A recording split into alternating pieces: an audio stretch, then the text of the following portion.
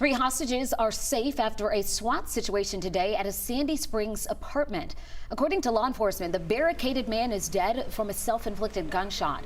We're told the man locked himself and three others inside as U.S. Marshals tried to serve an arrest warrant. The three people, including a woman and 2-year-old and 6-year-old. The suspect, 39-year-old Gary Creek, is tied to the Triple C gang in Baltimore.